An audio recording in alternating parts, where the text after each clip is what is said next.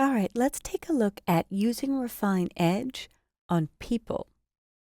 In this document, under Select, Load Selection, I have saved a selection of the model that I did with the Quick Selection tool.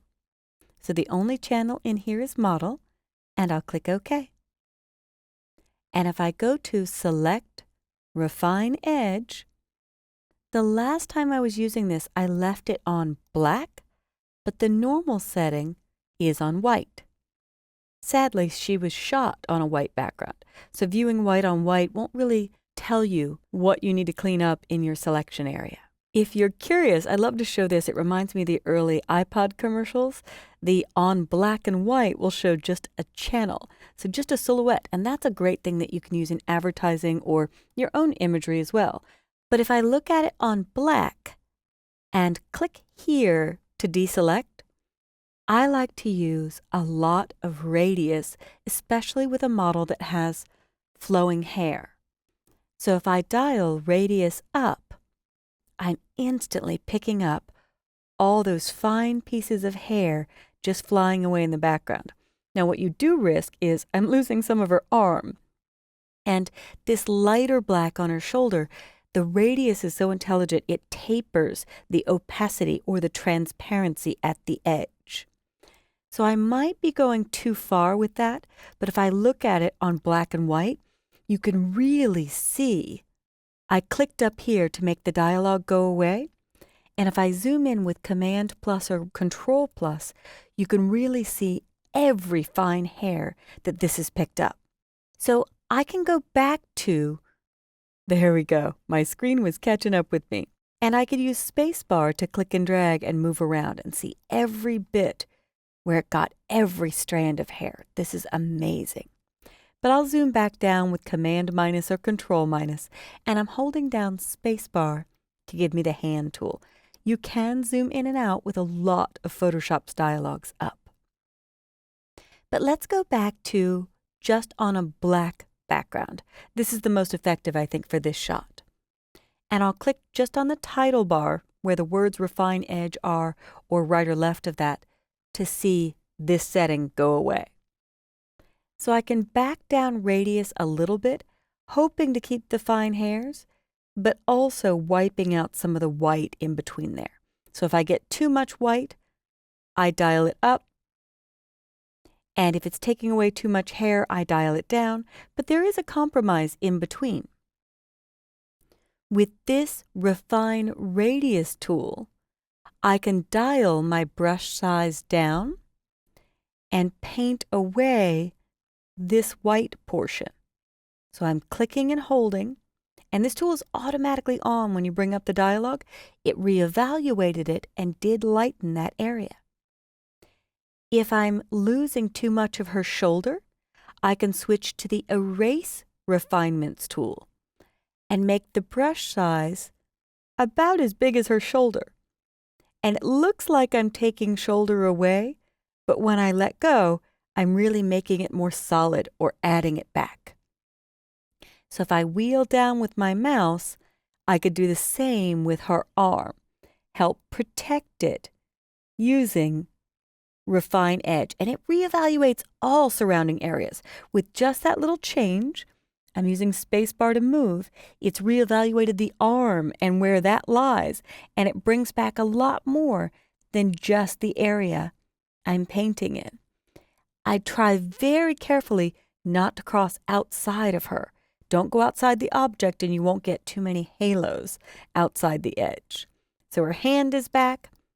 I'm using spacebar just to scoot around. I'll check the other hand. But it really depends on where you're going to use this, how much you'll have to bring back. And I could switch to Refine Radius, the opposite, which should take more of this white away. And this one, I can actually cross over the edge, and Photoshop will reevaluate that. I'm going to let it go because on this, I'm dropping her into a new background, and the opacity on this, I think, is okay. In fact, I could dial radius up a little bit more. It would cut more away. But if I use Smart Radius, there's a checkbox here. This will attempt to keep more solid edges inside the shape you're selecting. And just to let my perfectionist kick in, I will come back and erase refinements on this part of her arm, and then I'll contract the whole selection so I don't get a glowing edge along her. So Shift Edge, I'll pull in just a little bit, and it looks like that edge may be a clear highlight. If it's not going away when I shift the edge, then I can't help it here, and I'll help it on a mask later. You can create a glow on her by shifting the edge into the positive and pulling in some of the white background, which actually isn't a bad effect for where she's landing. But I'll shift the edge just a little bit inside.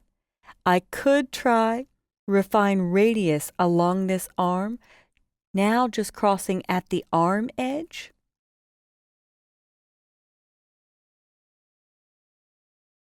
And tell Photoshop to reevaluate that portion. If I fit in window, I think I'm happy with this. In fact, when I look at it on layers, you really don't see all of that peaking, but I know she's going to end up on a mask, so that peaking won't hurt me, especially where she's going to land. So when I'm finished, it doesn't matter what I leave this on. I could use on black one last time and do a little bit of smoothing, which just popped away that edge. Don't work too hard. Try all of the settings in the dialog. I forget that sometimes. I play with smoothing and contrast to get a sharper edge, and it will help the edges in between and any pixel halos you may get. So if I dial smoothing back to 0 and zoom in, there's a bit more of that halo. Dial up just a bit. Now it's gone. So I'm going to let this go, but before I finish, the last thing I want to show you is the show radius. This is the radius that's 62 pixels wide that Photoshop is evaluating in order to make up that edge. And you could see where I did my erase refinements. I controlled a little bit more of the object, and I could actually do more of that with erase refinements to make sure that this area stayed protected because it's inside the shape. So you can clean up in this view, and it will help Photoshop do a better job on the edge. But I'm going to turn off Show Radius, and let's take a look at where we came. I will turn on Show Original. That's what we started with. Turn it off, and usually I'm done with this dialog in anywhere from 30 seconds to 3 minutes, depending on how much cleanup I do. I really have to give myself a time limit, or I will just stay forever. To finish this off, we're going to output to a layer mask. She is on a locked background layer, but I want to cut out the background because I've put in a sunrise shot of Carmel that I want her standing in front of.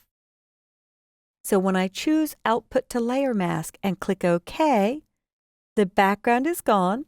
And just to be a good Photoshop user, I'll name this model. I will click the eye icon to turn on the Carmel sunrise, but I want her in front of the sunrise. So I'll drag the word model up, and there she is, standing in front of the Carmel sunrise. And when you get into layers and layer masks, you'll see how easy it is to paint away these areas. But I am really happy with how beautifully Refine Edge gets fine hairs and really helps something blend. So now we've composited an image, popping a model into a more interesting background, regardless of the background she was shot on. I hope you've enjoyed this tour of Refine Edge for people.